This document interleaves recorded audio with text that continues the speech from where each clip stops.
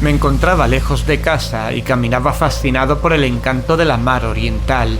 Empezaba a caer la tarde cuando la oí por primera vez estrellándose contra las rocas. Entonces me di cuenta de lo cerca que la tenía. Estaba al otro lado del monte, donde los sauces retorcidos recortaban sus siluetas sobre un cielo cuajado de tempranas estrellas. Y porque mis padres me habían pedido que fuese a la vieja ciudad que ahora tenía a paso, proseguí la marcha en medio de aquel abismo de nieve recién caída por un camino que parecía remontar solitario hacia Aldebarán, tembloroso entre los árboles, para luego bajar a esa antiquísima ciudad en la que jamás había estado, pero en la que tantas veces he soñado durante mi vida. Era el día del invierno, ese día que los hombres llaman ahora Navidad, aunque en el fondo sepan que ya se celebraba cuando aún no existían ni Belén, ni Babilonia, ni Memphis, ni aun la propia humanidad. Era pues el día del invierno, y por fin llegaba yo al antiguo pueblo marinero donde había vivido mi raza, mantenedora del ceremonial de tiempos pasados, aun en épocas en que estaba prohibido. Al viejo pueblo llegaba cuyos habitantes habían ordenado a sus hijos y a los hijos de sus hijos que celebraran el ceremonial una vez cada 100 años, para que nunca se olvidasen los secretos del mundo originario. Era la mía una raza vieja. Ya lo era cuando vino a colonizar estas tierras hace 300 años, y era la mía una gente extraña, gente solapada y furtiva procedente de los insolentes jardines del sur que hablaban otra lengua antes de aprender la de los pescadores de ojos azules. Y ahora estaba esparcida por el mundo y únicamente se reunía a compartir rituales y misterios que ningún otro viviente podría comprender.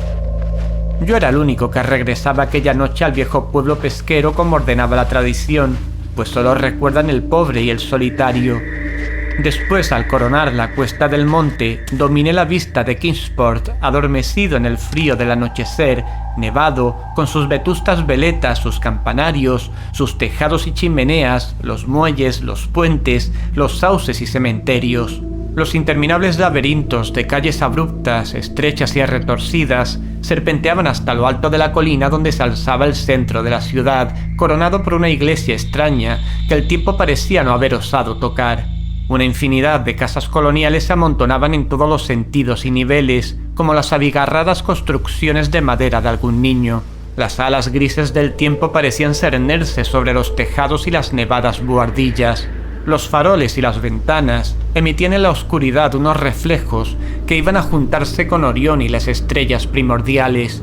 Y la mar rompía incesante contra los muelles miserables, aquella mar de la que emergiera nuestro pueblo en los viejos tiempos.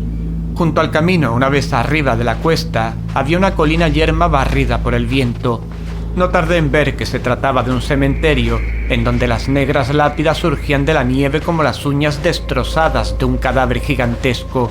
El camino, sin huella alguna de tráfico, estaba solitario. Únicamente me parecía oír de cuando en cuando unos crujidos como de una horca estremecida por el viento. En 1692 ahorcaron a 4 de mi raza por brujería. Una vez que la carretera comenzó a descender hacia la mar, presté atención por si oía el alegre bullicio de los pueblos al anochecer, pero no oí nada. Entonces recordé la época en que estábamos, y se me ocurrió que el viejo pueblo puritano conservaría tal vez costumbres navideñas extraigas para mí y que entonces estaría entregado a silenciosas oraciones. Así que abandoné mis esperanzas de oír el bullicio propio de estas fiestas, dejé de buscar viajeros con la mirada y seguí mi camino. Fui dejando atrás a uno y otro lado las silenciosas casas de campo con sus luces ya encendidas. Después me interné entre las oscuras paredes de piedra, en las que el aire salitroso mecía las chirriantes enseñas de antiguas tiendas y tabernas marineras. Las grotescas aldabas de las puertas bajo los soportales brillaban a lo largo de los callejones desiertos, reflejando la escasa luz que se escapaba de las estrechas ventanas encortinadas. Traía conmigo el plano de la ciudad y sabía dónde se encontraba la casa de los míos. Se me había dicho que sería reconocido y que me darían acogida, porque la tradición del pueblo posee una vida muy larga. De modo que apresuré el paso y entré en Back Street hasta llegar a Circle Court. Luego continué por Green Lane, única calle pavimentada de la ciudad que va a desembocar detrás del edificio del mercado. Aún servía el antiguo plano y no me tropecé con dificultades. Sin embargo, en Arkham me habían mentido al decirme que había tranvías. Al menos yo no veía redes de cables aéreos por ninguna parte. En cuanto a los raíles, pues es posible que los ocultara la nieve. Me alegré de tener que caminar, porque la ciudad, revestida de blanco, me había parecido muy hermosa desde el monte. Por otra parte, estaba impaciente por llamar a la puerta de los míos, por llegar a esa séptima casa de Green Lane, a mano izquierda, de tejado puntiagudo y doble planta, que databa de antes de 1650. Había luces en el interior, y por lo que pude apreciar a través de la vidriera de rombos de la ventana, todo se conservaba tal y como debió ser en aquellos tiempos. El piso superior se inclinaba por encima del estrecho callejón invadido de hierba y casi tocaba el edificio de enfrente, que también se inclinaba peligrosamente, formando casi un túnel por donde caminaba yo. Los peldaños del umbral estaban enteramente limpios de nieve, no había aceras, y muchas casas tenían la puerta muy por encima del nivel de la calle, llegándose hasta ella por un doble tramo de escaleras con barandilla de hierro. Era un escenario verdaderamente singular. ¿Acaso me pareció tan extraño por ser yo extranjero en Nueva Inglaterra? Pero me gustaba, y aún me hubiera resultado más encantador si hubiera visto pisadas en la nieve, gentes en las calles y alguna ventana con las cortinillas descorridas. Al dar los golpes con aquella vieja aldaba de hierro, me sentí preso de una alarma repentina. Se despertó en mí cierto temor que fue tomando consistencia, debido tal vez a la rareza de mi estirpe, al frío de la noche o al silencio impresionante de la vieja ciudad de costumbres extrañas. Y cuando en respuesta a mi llamada se abrió la puerta con un chirrido quejumbroso, me estremecí de verdad, ya que no había oído pasos en el interior. Pero el susto pasó enseguida. El anciano que me atendió vestido con traje de calle y en zapatillas tenía un rostro afable que me ayudó a recuperar mi seguridad. Y aunque me dio a entender por señas que era mudo, escribió con su punzón en una tablilla de cera que traía una curiosa y antigua frase de bienvenida. Me señaló con un gesto una sala baja iluminada por velas. Tenía la pieza gruesas vigas de madera y el recio y escaso mobiliario del siglo XVII. Aquí el pasado recobraba vida, no faltaba ningún detalle. Me llamaron la atención la chimenea de campana cavernosa y una rueca sobre la que una vieja, ataviada con ropas holgadas y bonete de paño, de espaldas a mí, se inclinaba afanosa pese a la festividad del día. Reinaba una humedad indefinida en la estancia, y por ello me extrañó que no tuvieran fuego encendido. Había un banco de alto respaldo colocado de cara a la fila de ventanas encortinadas de la izquierda, y me pareció que había alguien sentado en él, aunque no estaba seguro. No me gustaba nada de lo que veía allí, y nuevamente sentí temor. Y mi temor fue en aumento, porque cuanto más miraba el rostro suave de aquel anciano, más repugnante me parecía su suavidad. No pestañeaba, y su color era demasiado parecido al de la cera. Por último llegué a la plena convicción de que aquello no era un rostro, sino una máscara confeccionada con diabólica habilidad. Entonces sus flojas manos, curiosamente enguantadas, escribieron con pasmosa soltura en la tablilla, informándome de que yo debía esperar un rato antes de ser conducido al sitio donde se celebraría el ceremonial. Me señaló una silla, una mesa, un montón de libros y salió de la estancia. Al echar mano de los libros vi que se trataba de volúmenes muy antiguos y mohosos.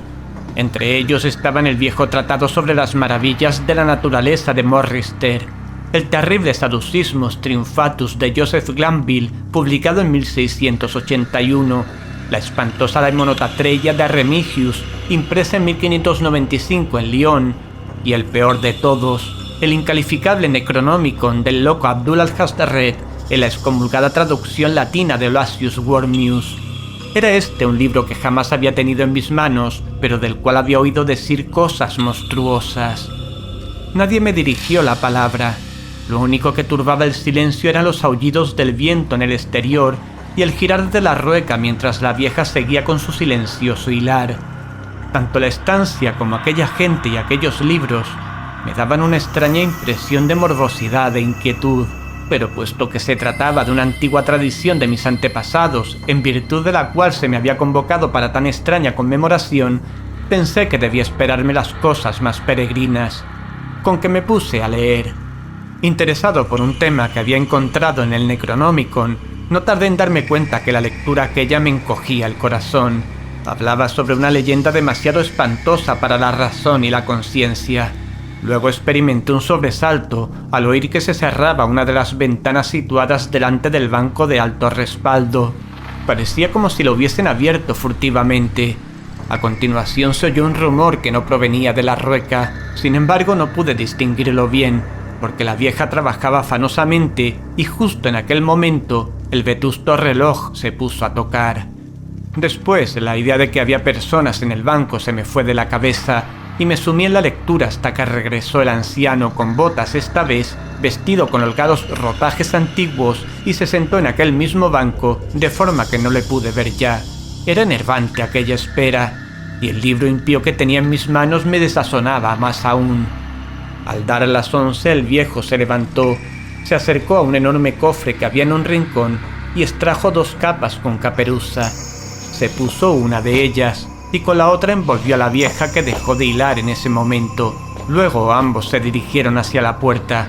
La mujer arrastraba una pierna.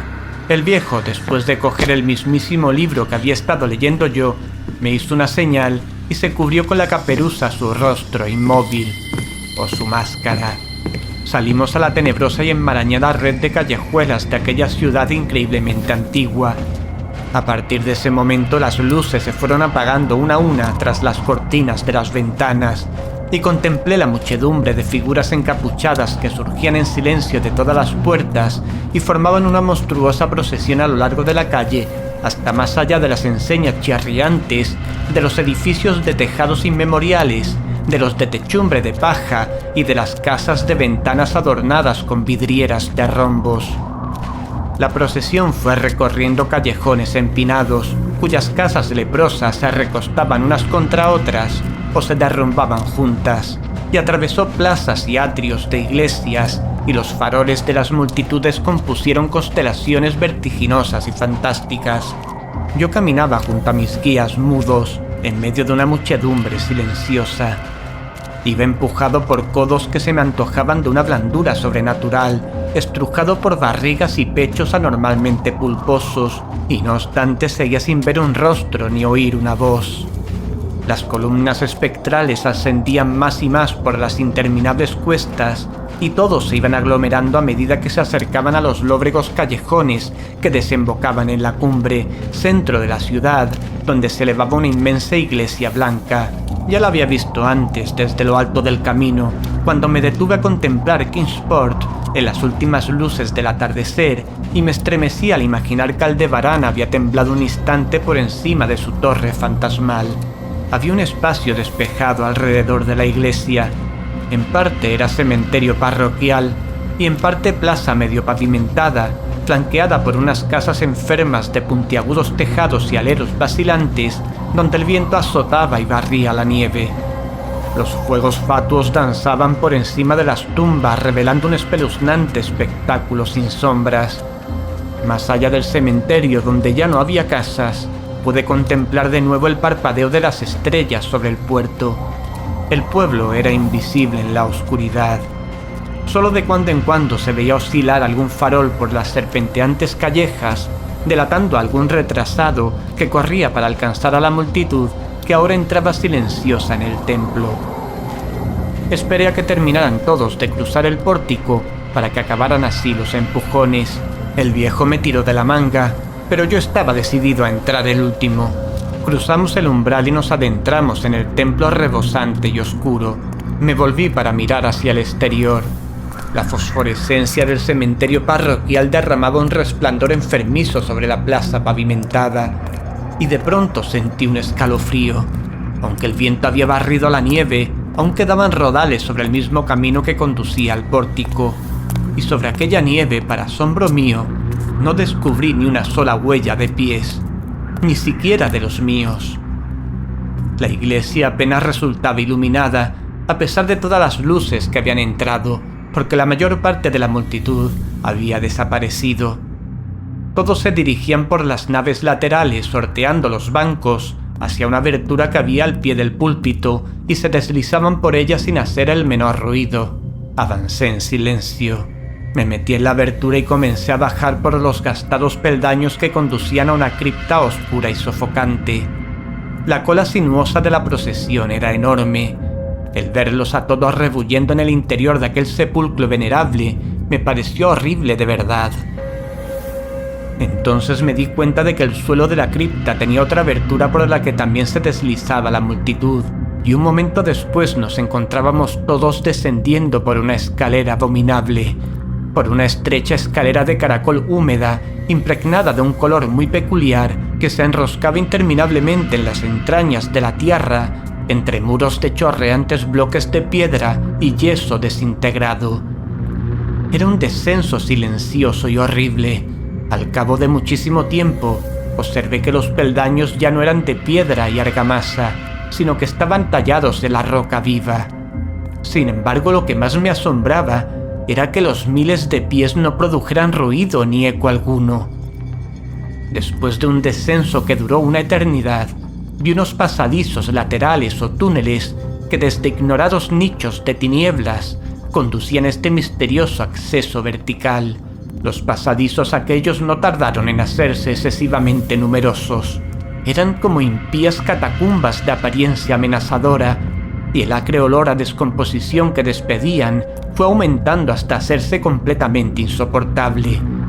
Seguramente habíamos bajado hasta la base de la montaña, y quizá estábamos por debajo incluso del nivel de Kingsport. Me asustaba pensar en la antigüedad de aquella población infestada, socavada por aquellos subterráneos corrompidos. Luego vi el cárdeno resplandor de una luz desmayada y oí el murmullo insidioso de las aguas tenebrosas. Sentí un nuevo escalofrío.